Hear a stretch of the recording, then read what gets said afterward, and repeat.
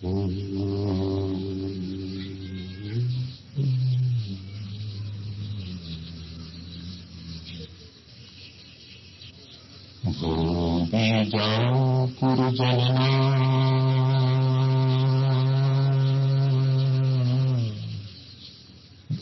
बीजाकुरजनना रागाद्याक्षयमुपागतायस्सु ब्रह्मा वा विष्णु वा हरो जनो वा नमस्तस्मै। जो विद्यादिसागर सुधी जो विद्यादिसागर सुधी गुरुहितैषी शुद्धात्मने निरत नित्यहितोपदेशी गोपाकुग्रीष्मरित में जनहिंसानी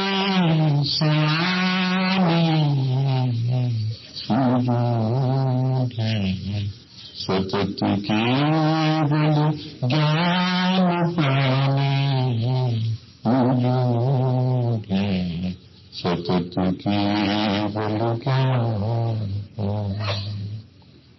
बोले भगवान महावीर स्वामी की, आचार्य कुंद स्वामी की, आचार्य गुरु विद्यासागर महाराज की।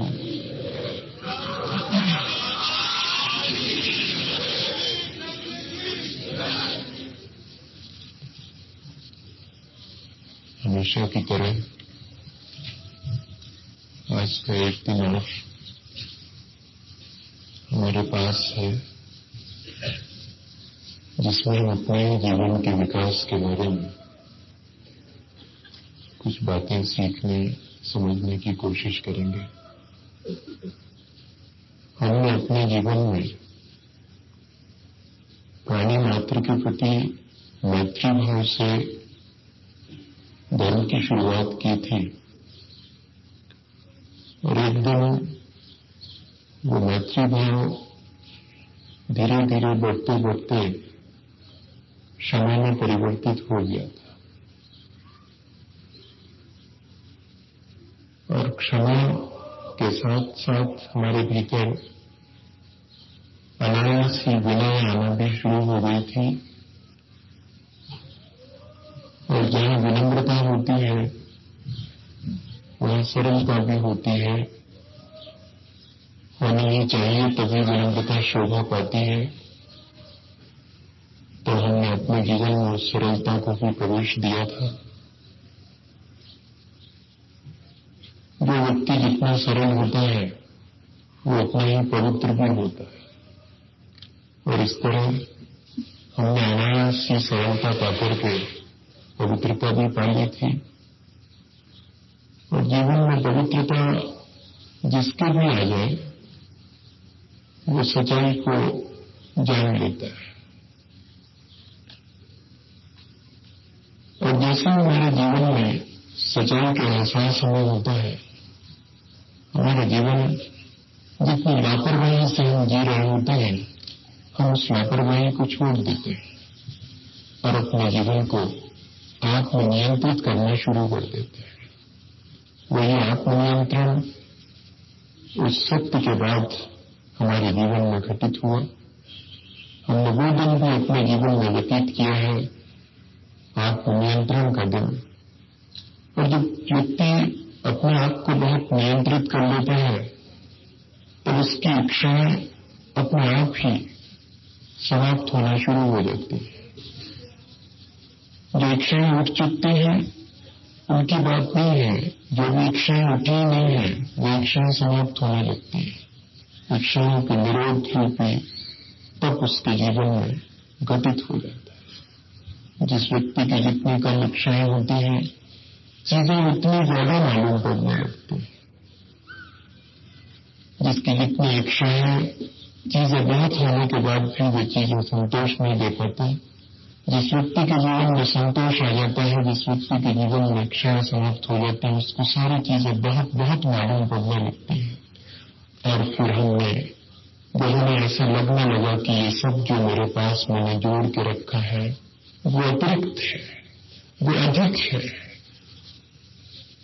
तो हमने देना शुरू कर दिया।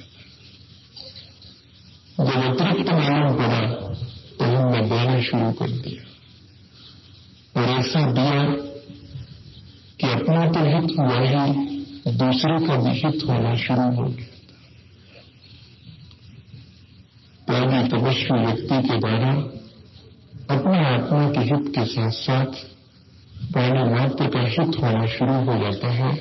यही त्याग धर्म की उपलब्धि है। और एक दिन जब त्याग करते करते अपने आप ही एहसास होने लगे कि किस चीज का त्याग, यह था क्या मेरा जिसका मैं त्याग कर सकता था, यह मेरा कुछ भी नहीं है। जिस दिन इस बात का एहसास होने लगता है, आज का दिन वो दिन है। अपने भीतर एक क्षण के लिए भी यदि हम ये एहसास कर पाते हैं कि यहाँ हम लेकर के कुछ नहीं आए थे, यहाँ हमारा कुछ भी नहीं है,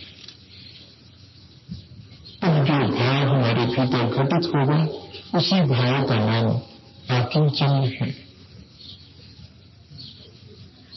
हम यहाँ अपना स्वामित्व चीजों पर, व्यक्ति पर आरोपित कर देते हैं। हम यहाँ चीजों के कर्ता बन जाते हैं। व्यक्ति के जीवन के कर्तृत्व को हम अपने जीवन के साथ जोड़ लेते हैं। यह हमारा स्वामीपना, कर्तापना और चीजों का भोक्तापना जिस दिन समाप्त हो जाता है, हम अकेले हो जाते हैं।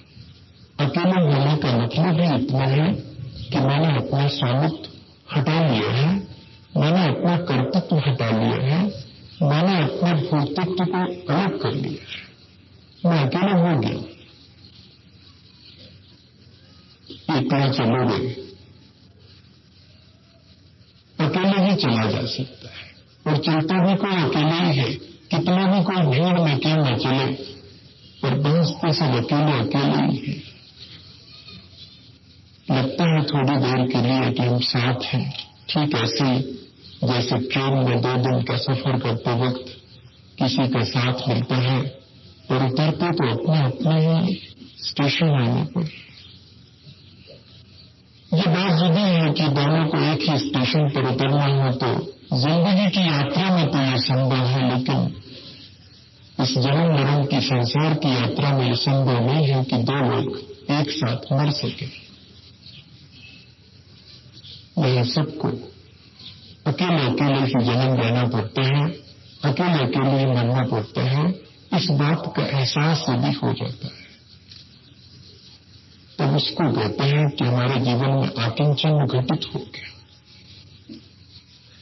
बहुत बड़े राजा थे, शायद आपने उनकी घटना सुनी हो। उनको दाह ज्वर हो गया था, तड़पते थे। ज्वर तो था लेकिन दाह बढ़ती थी, ऐसा ज्वर था। उनके सारे शरीर पर चंदन का लेप लगाने की व्यवस्थाएं करी गई, लेकिन चंदन कितनी शीतलता दे पाएगा ये सब हम जानते हैं। न शीतलास चंदन चंद्र रश्मयो न गांग बंधो न चहार यस्तवा यथा निमेस्ते नगवात रश्मया शमान बुगर्भा। भगवान, मैंने चंद्रमा की चांदनी से शीतलता पाके देख ली, चंदन से शीतलता पाके देख ली, गंगा के शीतल जल में अवगाहन करके देख लिया, लेकिन जो शीतलता मुझे इन सबसे नहीं मिली वो आपके वचनों के अपने जीवन में धारण करने से मिलती है। और जब उन राजा को दाह ज्वर के उपचार के लिए चंदन की व्यवस्था की जा रही थी तो हजारों उनकी रानियां चंदन को घिसने में लगी थी। और मुश्किल ये थी कि जैसे जैसे वो चंदन अधिक से अधिक लोग घिसते थे, वैसे वैसे आवाज बढ़ना शुरू होती थी, क्योंकि सबके हाथों में चूड़ियां थी। उनके घिसने से वे बजती थी और उनकी आवाज से भी राजा को तकलीफ होने लगी। उन्होंने कहा कि ये क्या हो रहा है, इतना शोर कैसे? लोगों ने कहा कि आपके लिए दाहजर के उपचार हेतु चंदन की व्यवस्था की गई है। सब महारानियां इस काम में लगे हुए, वे अपने हाथ से चंदन घिस रहे हैं। उन्होंने कहा कि कुछ भी हो, लेकिन आवाज बहुत आती है, मुझे पीड़ा होती है इस आवाज को सुन करके। महारानी तक बात पहुंची और थोड़ी देर के बाद आवाज आना बंद हो गई। राजा ने कहा कि क्या चंदन घिसा जाना बंद हो गया? मंत्री ने कहा कि चंदन तो अभी भी घिसा जा रहा है, और फिर आवाज क्यों नहीं आ रही? बोले महारानी ने सबने अपने हाथ में एक एक चूड़ी ही डाल रखी है, बाकी चूड़ियां अलग कर दी है, अब आवाज नहीं आती है। राजा को इस बात का एहसास हो गया कि यदि एक होगा तो आवाज नहीं आएगी। ये आवाज, ये बंध दो के होने की वजह से है, और मैं और ये शरीर दो अलग अलग ही है। इस शरीर को मैंने अपना मान लिया है, इसी बात की पीड़ा है। मैं छोड़ता हूं, अगर जीवन रहा तो इस जड़ से मुक्त हो गया तो मैं एकाकी विचरण करूंगा। मैं जैसा जन्म लिया था वैसा यथाजात होकर के एकाकी निर्बंध होकर के विचरण करूंगा। उसी क्षण महाराज ने इस तरह की प्रतिज्ञा कर ली, और कहते हैं कि रात होते न होते सुबह सूरज की पहली किरण के साथ महाराज दाहजर से मुक्त हो गए और दीक्षित होकर के और अपने आत्म कल्याण के लिए निकल गए। यह अकिंचन धर्म है, जहां हम समस्त प्रकार के स्वामित्व से ऑनरशिप हम अपनी छोड़ देते हैं, जहां हम ट्रस्टीशिप अंगीकार कर लेते हैं, वहां से अकिंचन की शुरुआत होती है। यहाँ मेरा कुछ नहीं है, यहाँ जो कुछ भी है वो सबका है और सबका अपना अपना है। बस इसके माने सिर्फ इतना ही है, मेरा यहाँ कुछ नहीं है, सब सबका है और सब सबका अपना अपना है। अपने सुख दुख के सब जिम्मेदार है। मैं अपने सुख दुख का जिम्मेदार हूं, और यहाँ जो अन्य है वो अपने सुख दुख के लिए जिम्मेदार है। ऐसे एकत्व और अन्यत्व की भावना से युक्त जो जीवन है वो अकिंचन है। अकेलेपन ये शब्द है तो बहुत अच्छा, लेकिन इसके कई मायने निकलते हैं। इंग्लिश में तो दो अलग अलग शब्द लिए गए, अलोननेस और लोनलीनेस। दोनों शब्द अलग अलग हैं, लेकिन दोनों के मायने अकेलापन है। लोनलीनेस में हम अकेले की पीड़ा से ग्रसित होते हैं।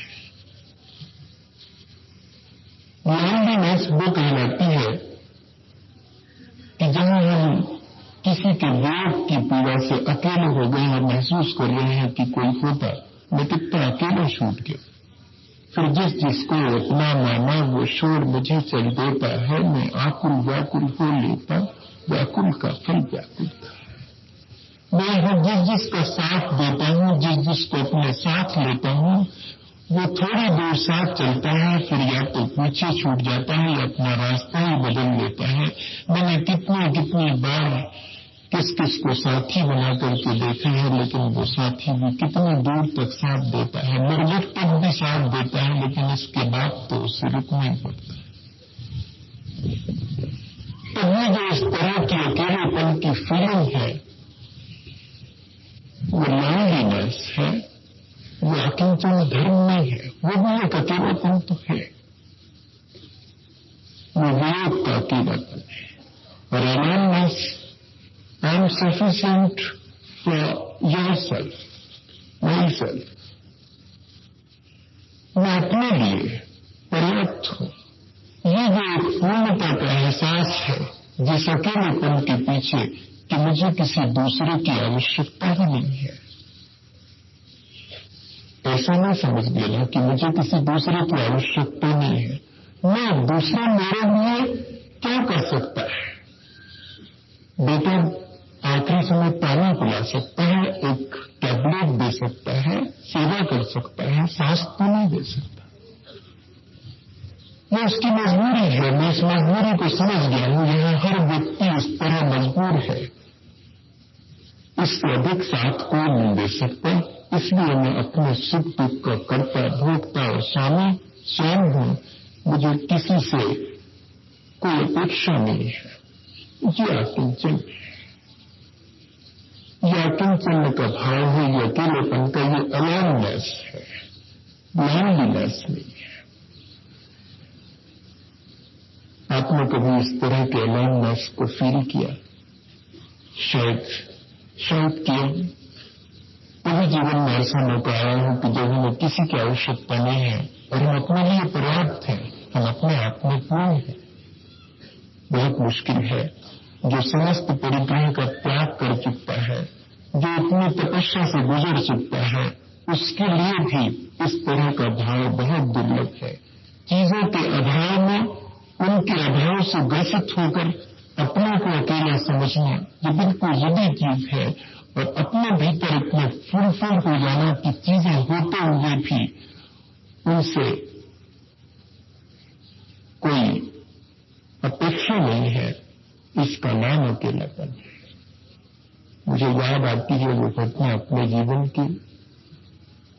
मैंने जीवन के बहुत अलग अलग तरह के दिन देखे हैं। मेरी उम्र बहुत बड़ी नहीं है, पर फिर भी बहुत सारे अनुभवों से गुजरा हूं।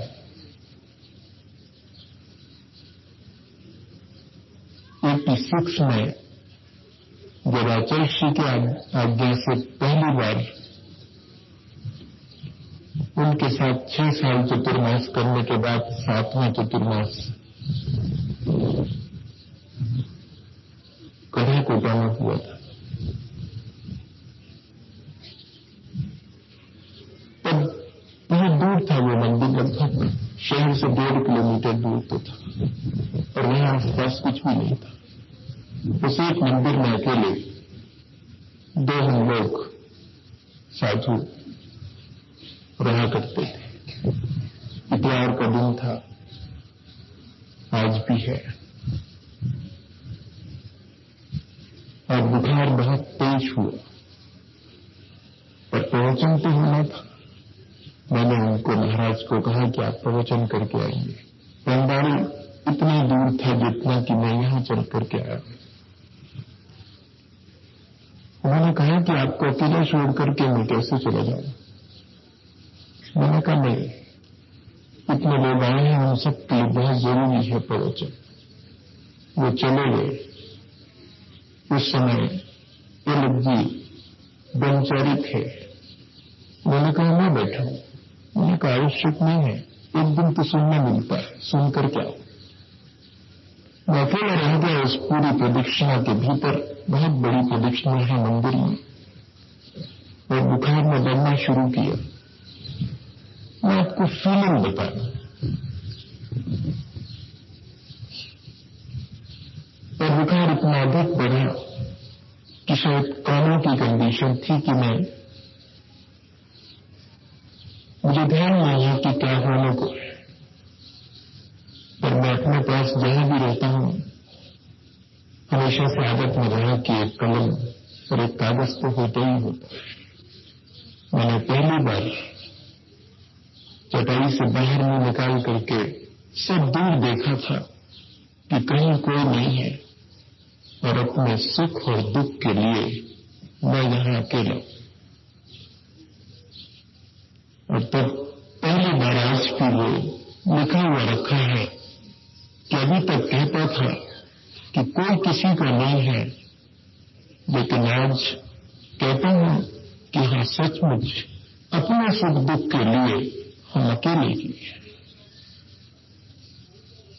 ये कहना बहुत आसान है कि कोई किसी को नहीं है, ये तो हम कभी कभी गुस्से में भी कह देते हैं, लेकिन अपने सुख दुख के लिए हम अकेले हैं, इस तरह का एहसास उन क्षणों में ही हम करते हैं। तब भी वो क्षण हमारे जीवन में उस धर्म को प्रकट करने में सार्थक हो जाते हैं। बहुत साहस चाहिए भैया, अकेले होने के लिए बहुत साहस चाहिए, और वो भी भीड़ के बीच अकेला एहसास करने के लिए तो बहुत साहस चाहिए। हजारों लोगों के बीच भी किसी से कोई अपेक्षा नहीं है कि ये मेरे दुख में सहयोगी होंगे, ये मेरे सुख में सहयोगी होंगे। मेरा सुख मेरा आत्माश्रित है, मेरा दुख भी मेरे आत्माश्रित है। ये विविधता, यही इसी का नाम आकिंचन है। ये बहुत स्वाधीन है।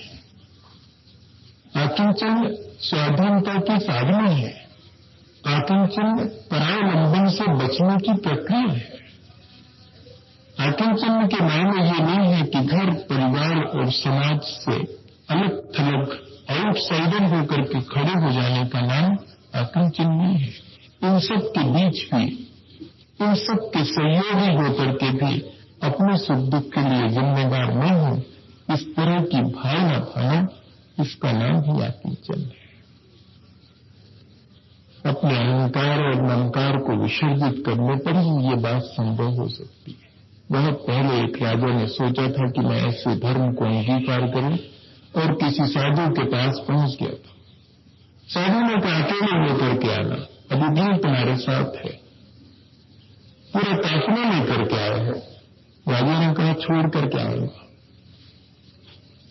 सबको छोड़ करके आया।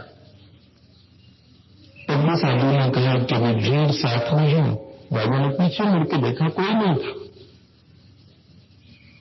साधु ने कहा कि भीतर झांक के देखो, भीतर अभी शेष है, भीड़ अभी बाकी है, अभी विचारों की भीड़ बाकी है। उसने कहा कि ये तो छोड़ना बहुत मुश्किल है, तो फिर राजा आश्रम में झाड़ू लगाने का काम शुरू कर दो। इतना बड़ा राजा और झाड़ू लगाने का काम है। अब चूंकि आकिंचन धर्म को अंगीकार करने के लिए जो कुछ भी कहा जाए सब करेंगे। आश्रम के और साथियों को भी लगा कि थोड़ा दूसरा काम सौंप देते, पर बाबाजी तो बाबाजी हैं, मन में आ गया तो झाड़ू लगाने का काम सौंप दिया राजा को। राजा ने झाड़ू लगाना शुरू कर दी। कचरा भर करके फेंकने चले जाया करते थे। रास्ते में एक दिन ऐसा हुआ कि एक व्यक्ति टकराया तो कचरे की टोकरी नीचे गिर गई राजा के। राजा ने क्रोध में आके तुम्हें पर इतना जरूर कहा कि 15 दिन पहले तो तुम्हारी आंखें ठीक थी, अब तुम्हारी आंखों को क्या हो गए, फूट गई क्या, दिखता नहीं। 15 दिन पहले तो ठीक थी। वापस लौट करके आया तो साधु ने फिर सबके बीच में कहा कि मैंने कहा था ना, अभी भीड़ इसके भीतर है। अगले 15 दिन के बाद फिर वही प्रक्रिया फिर से हुई कि कचरा फेंकने चला जाता था और फिर कोई व्यक्ति टकराया। अब की बार उस व्यक्ति से कहा कुछ नहीं, उस राजा ने सिर्फ आंख उठाकर उसकी तरफ देखा, हिराकत की नजर से देखा कि मैं राजा और मेरे को देख के भी नहीं चलता है, भले मैं कचरा फेंक रहा हूं पर राजा तो अभी नहीं हूं।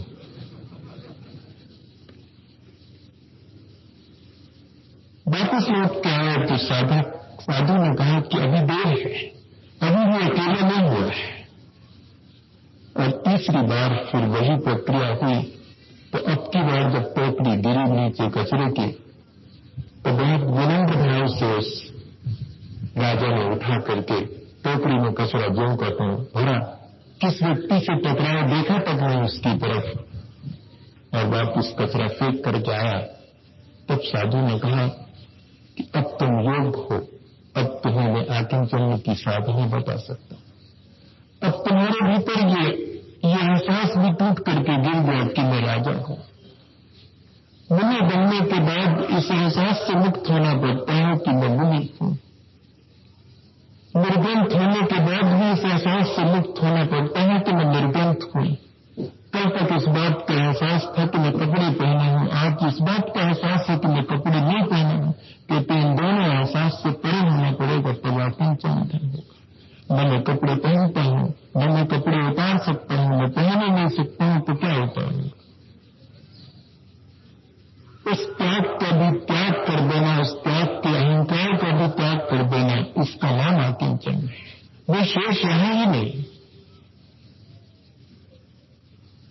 एहसास भी मिट गया कि मैं हूं तो फिर कहने की आवश्यकता क्या है? कोई आवश्यकता नहीं है कि मैं हूं। कहते हैं जब इस तरह के एहसास से कोई व्यक्ति गुजरता है तब अकेला कहलाता है। ऐसा अकेलापन तो सिर्फ प्रारंभ है। ऐसे अकेले किसी व्यक्ति को हमने आज तक नहीं देखा। पर भावना तो यही भाते हैं कि जीवन में ऐसा अकेलापन भी आए कि हमारी अपनी एग्जिस्टेंस की हमें सिर्फ फील हो और कहने का मन न हो। किसी से कोई अपेक्षा न हो। अपने सुख दुख के लिए जब हमने अपने आप को जिम्मेदार मान दिया है तो किसी से क्या अपेक्षा रखी, लेकिन किसी की उपेक्षा भी नहीं की जाए, ये भी ध्यान रखने की चीज है। दोनों एक साथ घटित होंगे। एक बहुत छोटी सी घटना सुनाऊं और बात पूरी कर दें। उत्तम क्षमा मार्दय आर्जो भाव है, सत्य साच संयम तत्याग उपाय है, और आकिंचन ब्रह्मचर्य ये तो उपलब्ध किया है। इसलिए आकिंचन और ब्रह्मचर्य इन दोनों पर कुछ भी कहना, बस ये समझ लीजिएगा कि सूरज को दीपक दिखाने जैसी स्थिति है। ये चीजें तो फील करने की है। हमारी कितनी अपेक्षाएं होती हैं और हम कितना अपने सुख दुख के लिए दूसरे को जिम्मेदार मान बैठते हैं और कितनी शिकायतों से हम भर जाते हैं। ये हम रोज फील करते हैं। गिला शिकवा और शिकायत टूट करके गिर जाती है जिस दिन, उस दिन आकिंचन धर्म प्रकट होता है। मैं बहुत ईमानदारी से कहता हूं, ऐसा आकिंचन धर्म मेरे जीवन में भी नहीं आया। बहुत कठिन है ये। अकेले बाहर से नग्न हो जाना उतना कठिन नहीं है जितना कि भीतर की तमाम कषाय की ग्रंथियों को तोड़ करके और एकाकी अकेले खड़े हो जाना। कबीरा खड़ा बाजार में, भीड़ लुटाती है, जो घर फूके आपने, चले हमारे साथ। इतना साहस चाहिए। अकेलेपन बहुत साहस का काम है। जहां बहुत असुरक्षा है, कहीं से कुछ भी घटित हो सकता है, लेकिन जो भी घटित होगा वो मेरे कर्मों के आश्रित है। मैं इसमें किसी दूसरे का हाथ नहीं मानूंगा।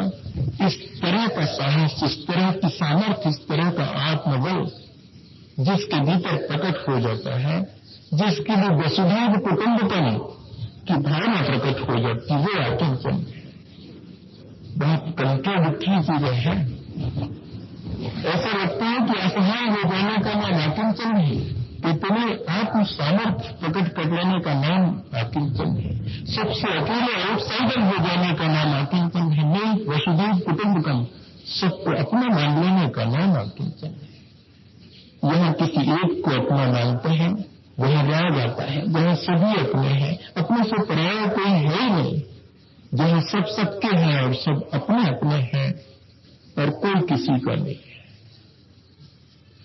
बहुत आसान से लगने वाली चीज, लेकिन बहुत आसान नहीं है। जीवन में अगर इस तरह का कुछ घटित हो, तब जो एहसास होता है, उसके लिए एक छोटी सी घटना सुनाऊं और आज की बात इतनी ही पूरी। एक राजा था, उसके ऊपर विपत्ति आई।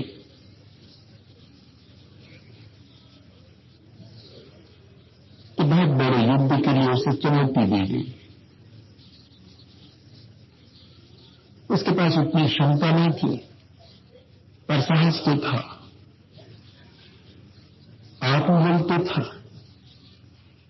उसने कहा कि अगर इस विपत्ति से मैं बच जाऊंगा तब तो ठीक है, लेकिन यदि उस विपत्ति से नहीं बच पाया तो किसी साधु के चरणों में जाकर के उस विपत्ति में शांत रहने का उपाय तो जाना ही जा सकता है। और वो साधु के पास पहुंचा और कहा कि अगर कभी जीवन में कोई विपत्ति आ जाए तो कोई ऐसा सूत्र वचन दे दीजिएगा जिससे कि शांति हो मन को। विपत्ति तो झेल लूंगा, तो विपत्तियों रखना, इसके लिए कोई सूत्र। उस साधु ने कहा कि है एक सूत्र कि युद्ध में वो हार गया और हार करके भागा।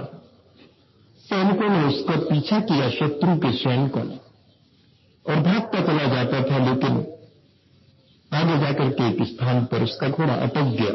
देखा कि सामने खाई है। अब बहुत मुश्किल में पड़ा। जीवन में कई बार उसके ऐसी विपत्ति आई थी और कई बार उसके मन में आया था कि आज मैं बहुत भाग के निकाल के देख लूं, लेकिन उसने कभी नहीं देखा था। आज जब देखा कि अभी तो खाई है, पीछे मुड़ के भागा जा सकता है, तो जैसे पीछे मुड़ के भागने लगा तो सैनिक निकट आने लगे। उसने कहा बहुत मुश्किल है, अब तो निकाल ही लेना चाहिए। और उसने वो बोध वाक्य जो एक छोटी सी कागज पर लिखा था वो निकाल के पढ़ा। इतना ही लिखा था, दिस डे विल आल्सो पास, ये दिन भी बीत जाएगा। एक क्षण के लिए बोध हो गया कि दिस डे विल आल्सो पास, ये दिन भी निकल जाएगा। वो दिन भी निकल गया जब मैं राजभवन में बैठा करता था, मेरा साम्राज्य था, वो सब छिन गया, वो दिन भी निकल गया। और आज मैं दौड़ दौड़ की ठोकर खाता और आगे खाई और पीछे शत्रु के सैनिक, मेरे बचने की कोई गुंजाइश नहीं है। कोई बात नहीं, लेकिन ये सब बीत जाता है, ये सब भी निकल जाएगा। यहां मैं अत्यंत अकेला हो गया हूं। ऐसा विचार आते ही कहते हैं राजा बहुत शांत हो गया। इतनी विपत्ति के बीच भी वो एकदम शांत और सुखी महसूस करने लगा। और देखते देखते पता नहीं कहां से मित्र राज्य के सैनिकों की मदद आ गई और राजा की जान बच गई। और राजा ने फिर अपनी सेना संग्रहित करके उस पर शासन अपना फिर से वापस ले लिया, फिर से विजय पा ली। और एक दिन जब विजय पाकर के वापस अपनी राजधानी लौट करके आया, राज सिंहासन पर बैठ करके और बड़े हर्ष के साथ जश्न मनाया जा रहा था, तब राजा को फिर एक बार वो बोध वाक्य याद आ गया कि दिस डे विल आल्सो पास। राजा के चेहरे पर आनंद खिल गया। लोग सोचे कि शायद राजा अपने इस खुशी में, इस जीत की खुशी में खुश है, लेकिन अब राजा की खुशी कुछ और ही थी। वो उठ करके सिंहासन से खड़ा हुआ, अपना राजमुकुट सिंहासन पर रखा, अपनी पोशाक उतारी, सबको प्रणाम किया और कहा कि समझ में आ गया, एक वो दिन था मेरे जीवन में, वो भी निकल गया। ये खुशियों के दिन ये भी निकल जाएंगे। इससे पहले कि मैं हर्ष और विषाद में डूबूं, मैं अपने आत्मानंद को पाने के लिए निकलता हूं। सबको मेरा आखिरी प्रणाम। और राजा आखिरी प्रणाम करके निकल गया था। ये आकिंचन की उपलब्धि है भैया। सबके बीच भी अपनों को अपने सुख दुख का कर्ता भोगता मानना और शांत भाव से सबके बीच रहकर भी अपने जीवन को बिताना, यही आकिंचन है। मैं भावना भाता हूं कि हम सब इस महान आकिंचन धर्म को प्राप्त करें। थोड़ी देर के लिए ही सही, एक 30 सेकंड के लिए भी अपने हाथ पर हाथ रख के इस बात का एहसास करें कि सचमुच अपना सुख अपने को ही भोगना पड़ता है, अपना दुख भी अपने को ही भोगना पड़ता है। कोई पार्टिसिपेट नहीं करता है, तो फिर क्यों हम दूसरे से अपेक्षा रखें? क्यों हम दूसरे को मजबूर करें कि वह हमें सुख दे? क्यों हम दूसरे को मजबूर करें कि वो हमारे दुख में कारण न बने? कोई सुख और दुख में कारण तो बन सकता है, लेकिन दे नहीं सकता है, वो हमारे ही कर्माश्रित है। ऐसा विचार करके हम सबके बीच शांत भाव से ऐसे विचरण करें जैसे 2 दिन के लिए हम ट्रेन में बैठे हैं और अपना अपना स्टेशन आ जाने पर सबको उतर जाना पड़ेगा। मैं निकला, लोग एक-एक करके मेरे पीछे होते चले गए। कुछ दिन कुछ लोग साथ चले, फिर या तो रुक गए और या उन्होंने रास्ता बदल दिया। मैं ये सोच के आगे बढ़ गया कि साथ चलने का सुख इतना ही होता है, इससे अधिक नहीं होता।